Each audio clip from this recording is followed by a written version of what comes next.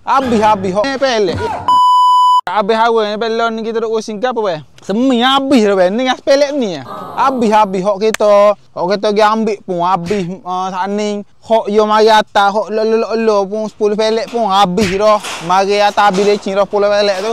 Hok panda ni. Hok panda ni kalau kira ada hok kita tak sel lah kata 8 pelek video sebelum ni tu. Ni gas pelek ni habis juga. Rasa kalau ada hok bodoh, rasa semi bodoh, ngah bodoh semi bodoh tu habis kita jual. Tak ada ni. Yo tak payah tak. Janji pagi tadi. Tak payah tak semi. Sudahlah. Loan kita duduk tengah buat cabutan bertuah. Apa beli 299 ke atas tu boleh join dah.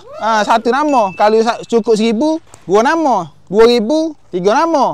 Kita main gitu. Tak kira awak nak beli gapo ke, dapat join. Apa itu masalah je. Semi kita loan ini gas pelek tu je. Siapa-siapa banyak-banyak tu habis. Tak ada. Nengarnya semi belah be. Semi belah itu mana be? Semi belah. Kita tengok semi belah macam. Ni semi belah ni. Blue Lion. Ningga apa pelek tu? Ningga 1 2 3 4 5 ne pelek. Ningga ne pelek loan ni abe.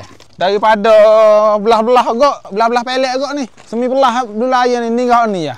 Biji semi belah itu mana be? Tapi gak gitulah ayatnya patut ni. Ni pun tak ada bahagia dah ni. Ingat mula video gua pasen ni. Ni pasen ni habis yo. Tu pun kita dah hok 100 pelek baru ni pun yo tak habis hari 100 pelek ni. Semi belah gau tu ni. Semi belah panda ni. Ada 4 pelek lagi. Semi ikat lah ni be. Masalah dia.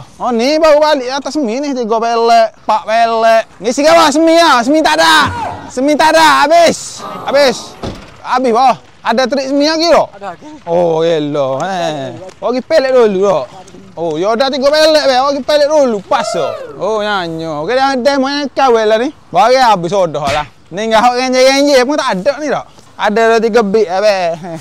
Wow 30 bit tu ada. Tu pun orang ada. Pare hok 3 pelek, 5 pelek. Ada hok dah lebih saya tengok ni. Tak ada tu. Bagi bayar dah. Semi tak ada. Bodoh. Memang kecak lah ni jadinya. Tak ada kau nak jual semi. 30 ya sebit 30 ya kita beli. Pas dah. Cukup meh. Tak ada orang nak jual semi. Okey ya, loan ni kita start dah. Jalan ke kita punya cabutan bertuah. Iaitu pada 1 Jun sehingga 27 Ogos 2025 dan akan diumumkan penyedia pada 31 Ogos 2025 pada 9 malam dan live TikTok habis-habis. So siapa hok mana join dah tu kena masuklah wajib. Tu adalah salah satu terma dan syarat dia kalau siapa nak menang kita mencapai bertuah. So jangan lupa guys, bila-bila nak buat rumah tu bukan kata saja boleh join cabutan bertuah dengan habis-habis. Awak cari mana awak buat cabutan bertuah boleh mutak ambil putih tak ada be. Tak ada. Habis-habis ya.